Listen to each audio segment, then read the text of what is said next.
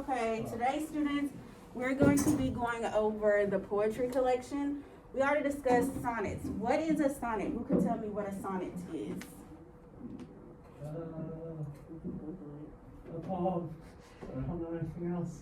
It's a type of poem, okay. What else? Yeah, 14 lines. That's 14 lines. It's an iambic pentameter. Yes, iambic pentameter. Okay. Who wrote 154 sonnets? Yes, William Shakespeare. That is correct. Good job. Okay. So we're going to go over some of his poetry collection as well as a couple of other people's sonnets, okay? So the sonnets we're going to be discussing are Sonnet 12, Sonnet 60, Sonnet 73, Sonnet 32, and Sonnet 75. All right, so some of vocabulary that we need to know about is going to be concept vocabulary: toil, aside, devise. These are words that you may not be familiar with, but using context clues from the text, you will be able to find the meaning of each one, okay? So what is context clues? Clues from the passage. Clues from the passage. Okay, so go on and jot these words down on a sheet of paper.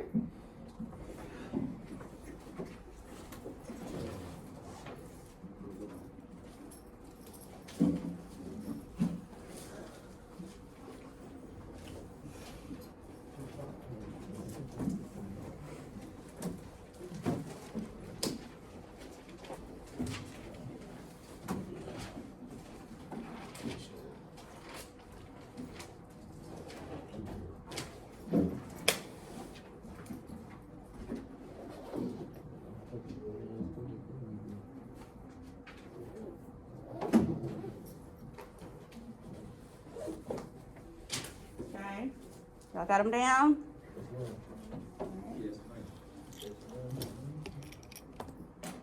The essential question for this lesson is, how do our attitudes toward the past and future shape our actions? Anybody want to kind of touch on that? Your attitude towards the past can shape your future because, like, the decisions you've made in the past, depending on how you think about them, you're going to make decisions in the future based upon that. And then your future is, your attitude towards the future kind of just brings your present, because that's going to influence what you. If you think you're going to have a crappy future, then you're not going to really try very hard. But if you have great goals, you're going to strive to meet those. So, I guess that's how it is. No, that's a good point. Those are very, very, very good, valid points. Good job. Thanks. Anybody else? Any examples from your day-to-day life, maybe from like 9th grade to now? Well, I said, get my grades up, get better grades, or used to. So slacking off in the beginning kind of changed your attitude towards your future, making you to get your grades better. Okay, that makes sense. That's a good point. Good job, good job. We did our little discussion. Anybody else have anything else to say? No? Okay. Let's learn about these poets. Right, the first one, Sonnets 12, 60, and 73 are by William Shakespeare. We already know a little about William Shakespeare because we read Macbeth, correct? So now we have William Shakespeare, and this is a little more information about him. Not sure if y'all can see that. In addition to numerous plays, Shakespeare also wrote 2 long narrative poems, Venus and Adonis and the Rape of Lucrece, as well as 154 sonnets. Remember, we discussed that. During Shakespeare's time, poetry was widely regarded as an art practiced only by nobles and gentlemen. So during the Shakespearean time, everybody did not speak or write poems. Everybody didn't write poems. It was only for those who were noble or gentlemen. So that was a higher standing, okay? Nonetheless, Shakespeare, a rustic interloper, introduced himself as a poet between 1593 and 1594. It sounds like he broke the mold, huh? Regular old guy. Yeah. Right. His sonnets are poignant musings about life, providing insights about love, mortality, and the effects of time, which we all can pretty much, yeah, he talked about love, right? Talked about murder, Macbeth. Romeo and Juliet was love and death, right? Yeah. A lot of tragedies, love, death, a few comedies. Okay, so then we have Sonnet 12, Sonnet 60, and Sonnet 73. Like the sonnet sequences of other poets, Shakespeare's 154 sonnets are numbered. So each one is going to be numbered, okay? That's why it's Sonnet 12, Sonnet 60, Sonnet whatever, because they're all numbered, okay? Most of them are addressed to a handsome, talented young man, urging him to marry and have children who can carry on his talents. So let's give you a little background information on these sonnets. They're going to be talking about love, and the audience is not necessarily going to be y'all or just random people. It's a specific person, a young man, and he's telling him how he should marry and the reasons why, okay? Shakespeare, among other poets, used the sonnet form to bring the fundamental experiences of life, time, death, love, and friendship into tight focus. So he takes all these characteristics, all of these experiences of life, and he brings them together in these sonnets, okay? And with that, you're able to understand more, okay? And he breaks it down. Kind of way of like giving advice, okay? Any questions? What does interloper mean? I'm sorry? What does interloper mean? Interloper, like it interlopes, like the best way I can explain it would be like this. Like it kind of just goes together. Oh, gotcha. Yeah. Yeah. Okay. Sonnet 32 is going to be a different person. It's going to be a different poet. Her name is Mary Ross. Mary Ross, from 1587 to 1651, was born into an aristocratic family. What does that mean, aristocratic family? Nobility. Like, Nobles, nobility, what else? Usually pretty, High standing, maybe? yeah. Okay. Like strict, I guess. She spent most of her childhood in Penhurst Place, one of the great country houses of the Elizabethan and Jacobean periods. We will get into more of these periods later on, but the Elizabethan and Jacobean periods were times of a lot of nobles, a lot of rich people, the aristocrats, the hair up here and the tight dresses and the flow and the tighter the waist and those kind of things. And the parties, okay? She was well educated and a fixture of the social life of London. So she's from London. Her poems were widely circulated among the elites of her time. So she was pretty upscale. Her poems were upscale. Only upscale people kind of saw them. She fell out of favor with polite society after the publication of her romance, The Countess of Montgomery's Urania, and lived the rest of her life in obscurity. So she wrote something called The Countess of Montgomery's Urania, and the fellow people didn't really care for that. So they exiled her, basically. And she was poor. So Sonnet 32. This sonnet comes from Mary Ross' sonnet sequence, Pamphylia to Amphithenes, an extended meditation on the nature of love, with its joys and sorrows. The turning point in this sequence is an extravagant crown, a set of 14 sonnets that explore the possibility of a spiritual and perfected love, and broke with the tradition of the time that focused more on courtship. What does that sound like?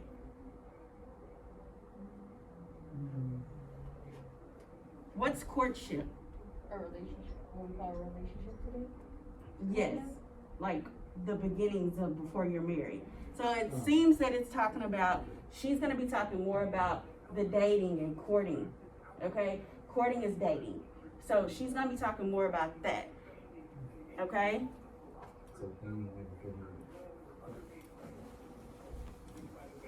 Any questions?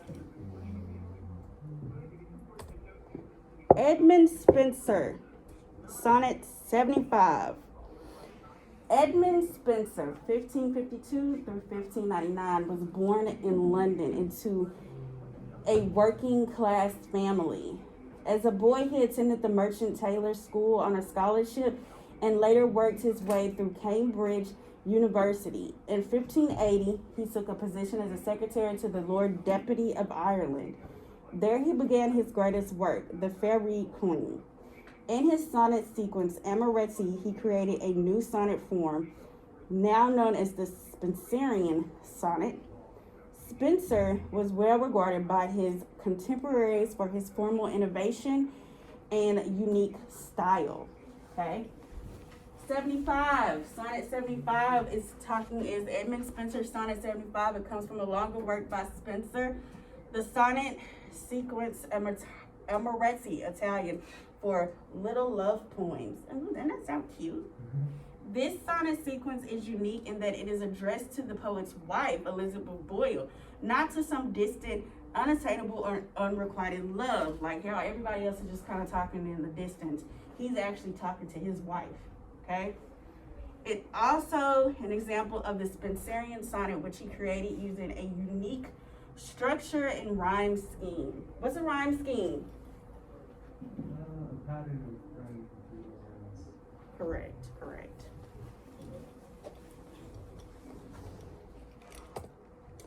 All right. So now at this time, we are going to independently, or do we want to read it out loud, the sonnets?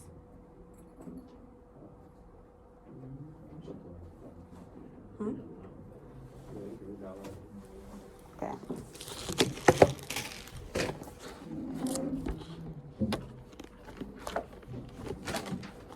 I'm going to read the sonnets. Where is my bag?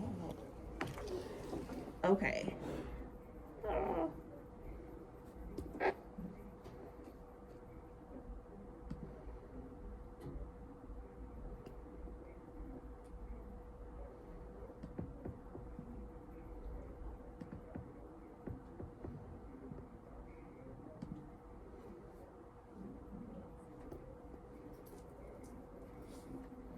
You guys can open it up in your books as well while I pull it up on the board.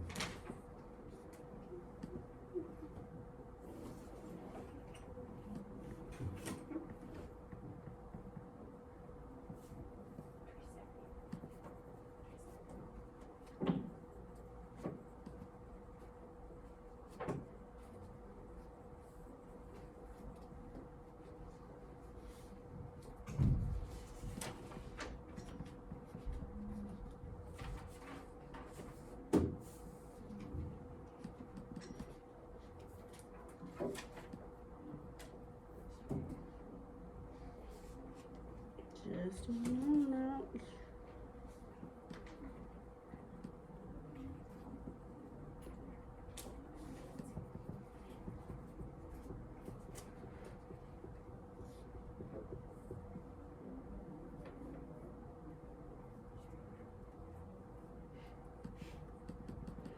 Let's also get out a sheet of paper so we can kind of annotate as well.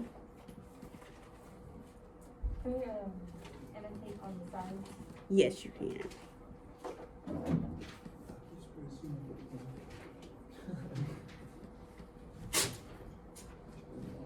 So we have sonnet 12, sonnet 60, and Sonnet 73 by William Shakespeare. Does anybody want to read Sonnet 12? In y'all's book, it's actually on page 374.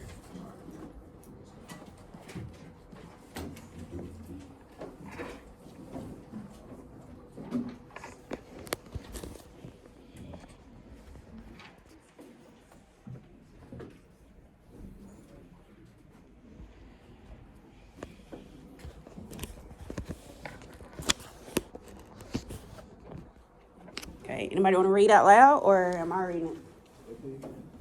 374 in your book.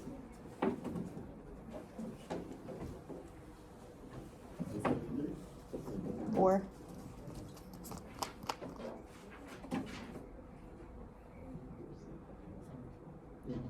Alright. While I do count the clock that tells the time, and see the brave day sunk in hideous night. When I behold the violet past prime, and sable curls, all I saw, old and big white. The lofty trees I see buried of leaves, which erst on heat thick, it have been here. The summer screen all girded of the seas, warning me, wire the white bristly bird. Beard. Then as thy beauty do I question me, that thou among the waste of time must go, since sweets and beauty to themselves forsake, and die as fast as they see others grow. And nothing against time, sky,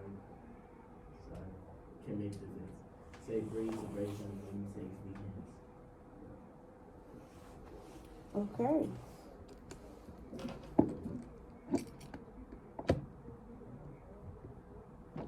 All right, so for Sonnet 12, I'm gonna do it kind of up here. All right, what do we have? When I do count the clock that tells the time and see the brave day sunk in hideous night, what does he mean by that? He's saying that when he like looks at the clock, it's almost nighttime. Time goes by quickly.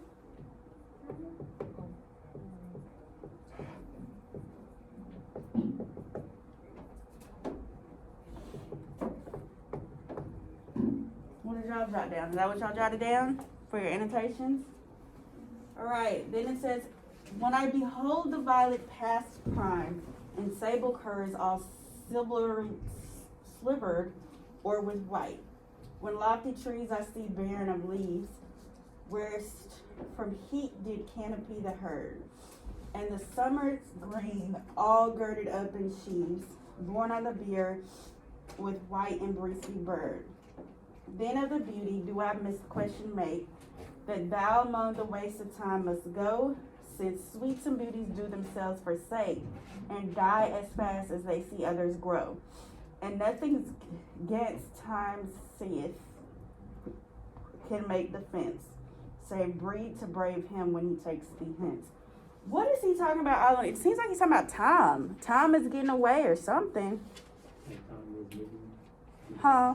People get old. And he's kind of talking about the seasons too, right? Seasons changing.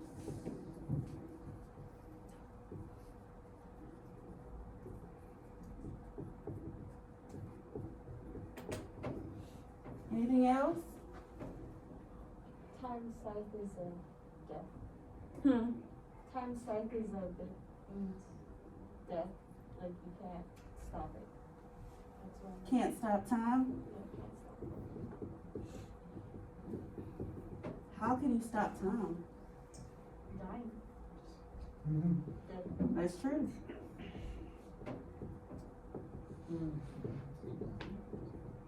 Remember that. Death can only stop time. Right? All right. We got those few notes down. Let's move on to the next sonnet. Sonnet 60.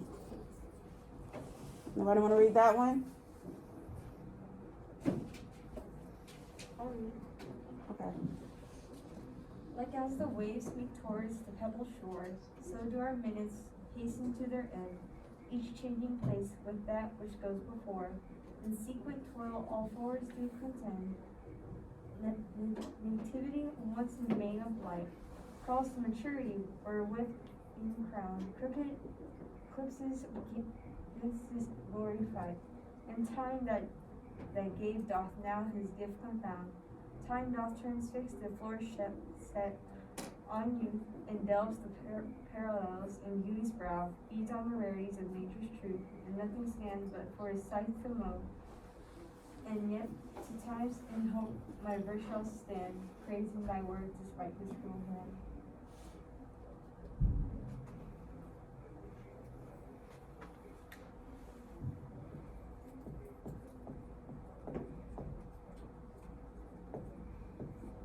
All right, what's going on with this one?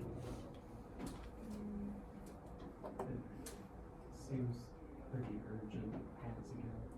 Time goes quick. It's a message.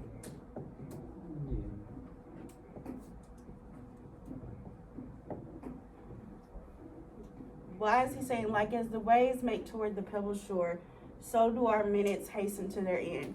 So he's comparing those, right? Don't waste time.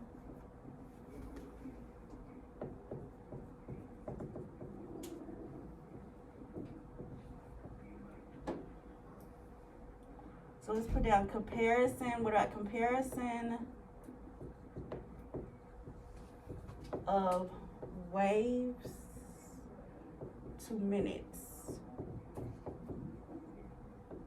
Okay. Each changing place with that which goes before in sequent toil, all forwards to contend. So that's one of our words. What is that saying that word means? Toil. The meaning? Hmm? The meaning of it? Mm-hmm. Remember, that's one of the concept vocabulary. In sequent toil, all forwards to contend. Nativity once in the mane of light, crawls to maturity wherewith being crowned. And above it says, each changing place with that which goes before in sequent toil.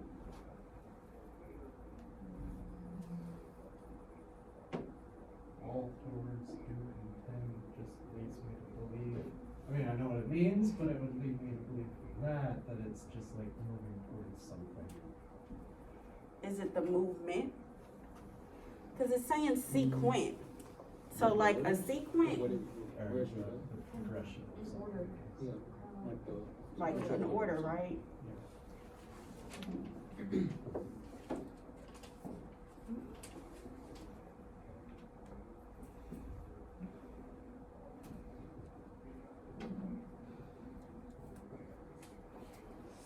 Okay. Anything else we want to get from here? Crooked eclipses against his glory fight. Who is the his? Cross to maturity wherewith being crowned. It's time. I mean, So it's some time. personification going on in here. Maybe it's God.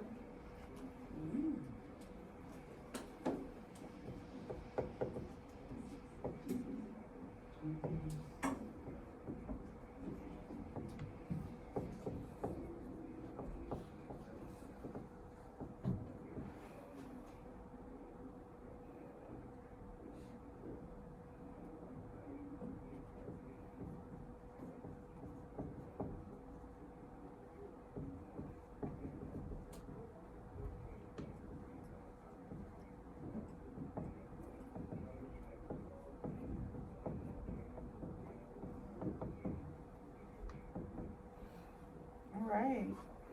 And then lastly it says, and yet 2 times in hope my verse shall stand, praising thy worth despite his cruel hand.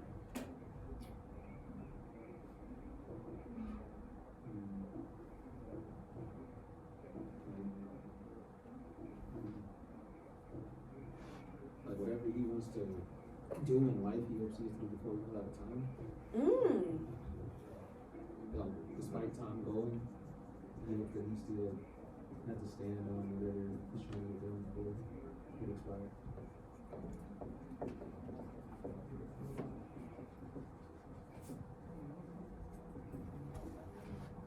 All All right, that's good. That's good stuff.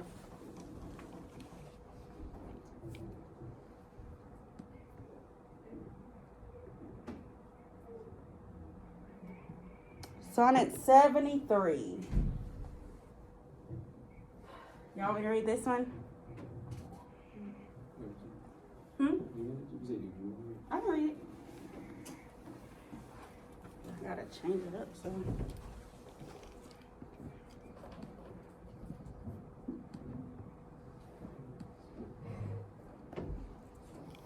That time of year thou mayest in me behold, when yellow leaves or none or few do hang upon those boughs which shake against the cold, bare ruined choirs where late the sweet bird sang.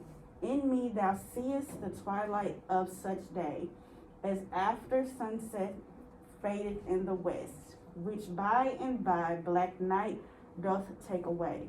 Death's second self that seals up all in rest. In me thou seest the glowing of such fire, that on the ashes of his youth doth lie, as the deathbed whereon it must expire, consumed with that which it was nourished by. This thou perceivest, which makes thy love more strong, to love that well which thou must have, which thou must leave alone. Here is before, so let's put that in there. Thou must leave before long. So what's it talking about in Sonnet 73? I guess at the end of the day, as I picked up from, as after sunset faded in the west, that means like the end of your life.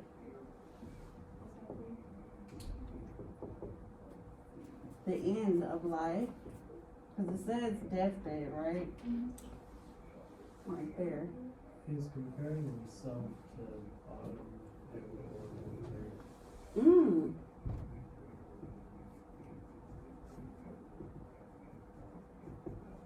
Because he said, nice to me behold when yellow leaves are none of you. Because like autumn is kind of like Yeah. the leaves are falling because they're dying off, and okay.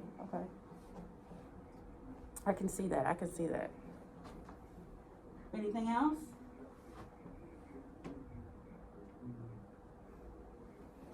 No? Okay.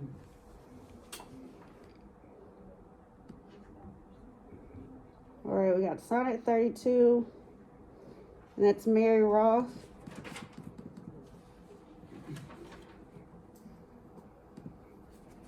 Okay. How fast thou fleest, O time, on love's swift wings, to hopes of joy that flatters our desire, which to a lover still contentment brings. Yet, when we should enjoy, thou dost retire. Thou stayest thy pace, false time, from our desire. When to our ill thou haste with eagle's wings, slow only make us thy retire. Was for despair and harm which sorrow brings. O slack thy pace and milder pass to love. Be like the bee whose wings she doth, but use to bring home profit. Masters good to prove, laden and weary, yet again pursues. So lade myself with honey of sweet joy, and do not me the hive of love destroy.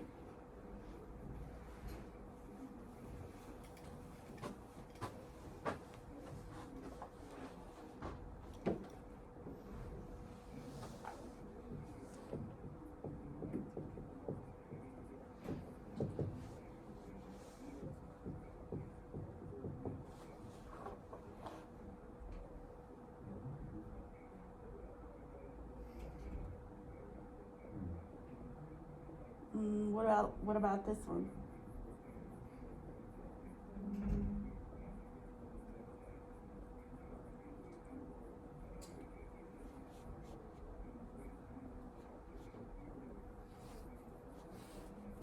Love? Yeah, love. She's talking about love. What about love?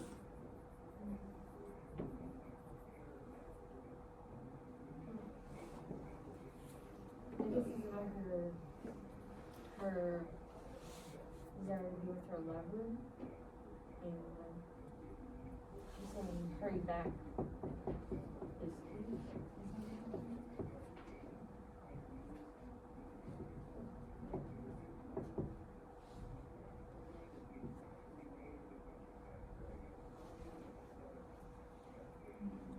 Does it go fast or slow? Is she describing love as fast or slow? It's fast, right? Because she says swift. Swift wings. But it's carrying her away.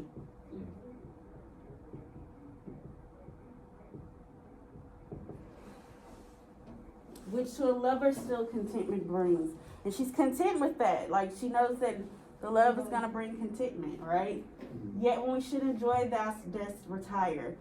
So something happens where they retire. They stop celebrating the love. Because yet when we should enjoy, thou dost retire. Thou stayest thy pace, false time from our desire. When to our ill thou haste with eagle's wings, slow only make us see thy retire. Was for despair and harm which sorrow brings. So like false. It does seem false. So like, I feel like that part's like kind of probably saying like, it's kind of like the term like right person, wrong time type of thing.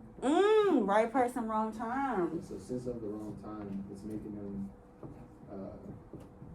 like making their love kind of like disappear, and if they only think about the love that's being the spirit, like will keep like not becoming even more closer than what they were before, and that's only gonna make them more like depressed. So that's why the love is retiring. That's a good take on that. I like that. I'm gonna go with that one. All right. So ladeth thyself with honey of sweet joy, and do not me the hive of love destroy.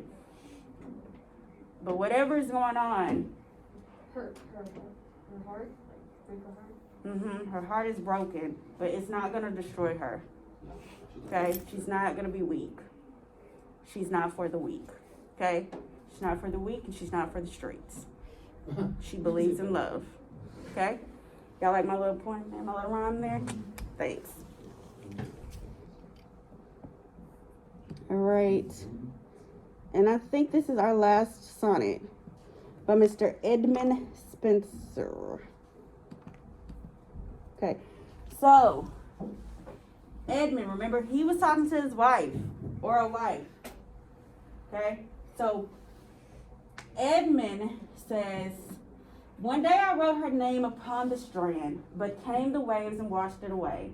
Again I wrote it with a second hand, but came the tide and made my pains his prey.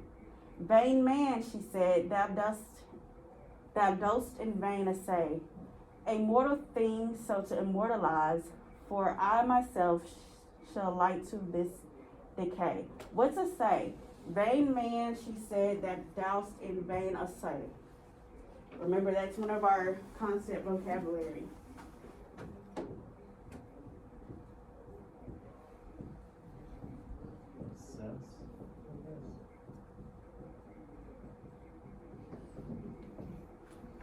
From that's what you got. That doused in vain essay, a mortal thing so to immortalize.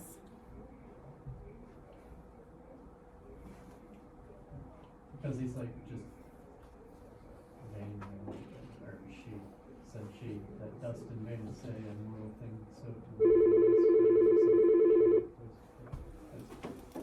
Y'all try to figure that out, okay? I don't know, it sounds like Miss James.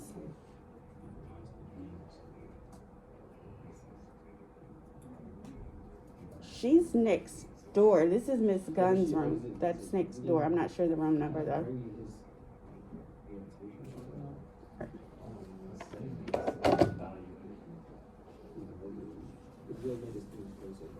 So what did y'all come up with? I don't know, it looks like assess and say. What? Assess and say. So Assess. something between those, But is that what you're getting from this though? kind Alright, do y'all wanna read some more and then maybe we can figure it out? Okay. Immortal things so to immortalize, for I myself shall like to this decay, and eke my name be wiped out likewise. Not so quad is said, I let beside things devise. To die in dust, but you shall live by fame. My verse, your virtues, where shall eternize. And in the heavens write your glorious name, whereas death shall all the world subdue.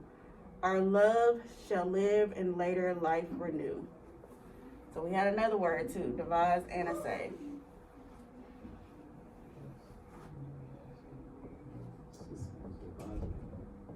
Devise is what? Let baser things devise.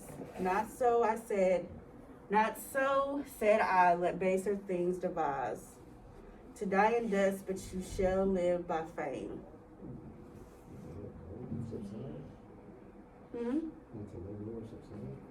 Let go, subside, decrease. Okay.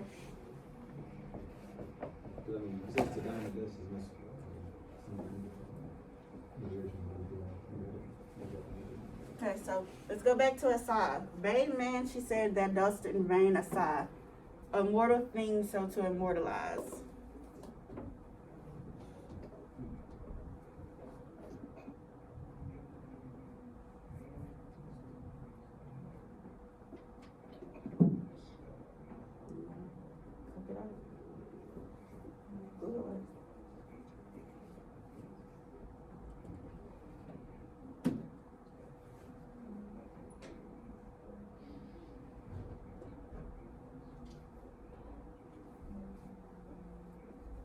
You said assess.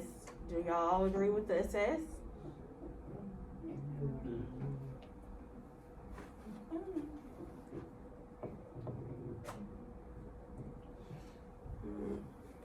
So these are all our annotations that we have so far. Okay?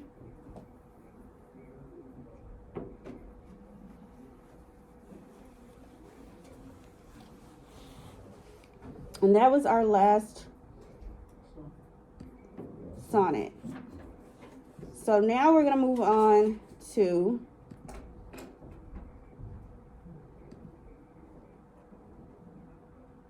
how do I go back?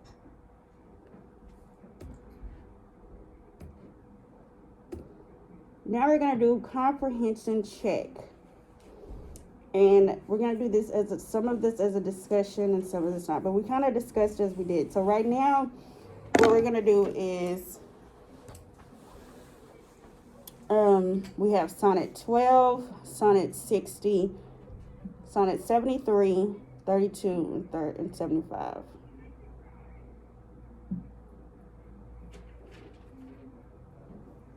So for sonnet 12, the first question is, what connection does the speaker make between the change of seasons and the loved one's beauty?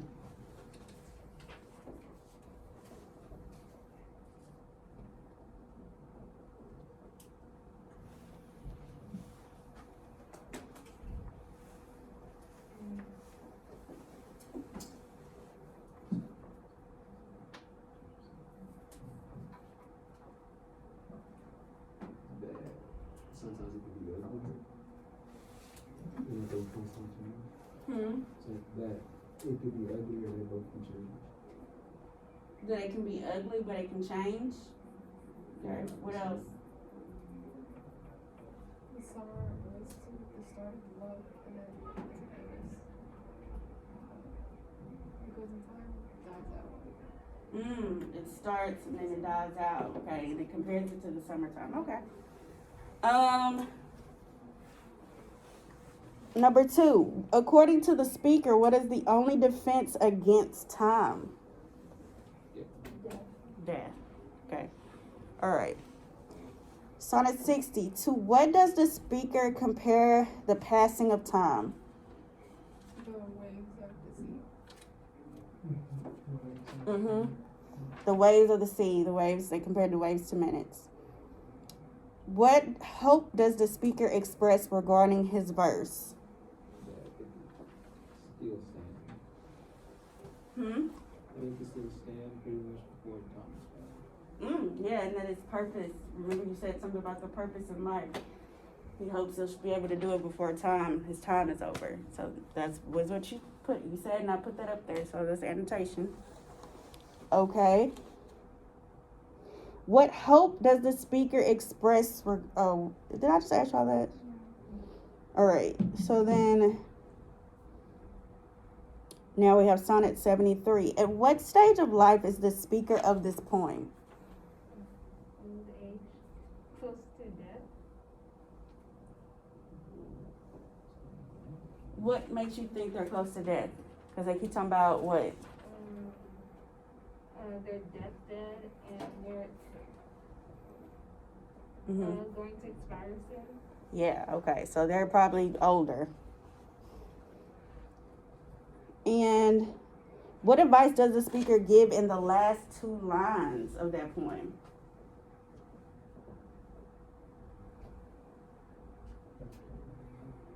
I can't remember. Go back and look.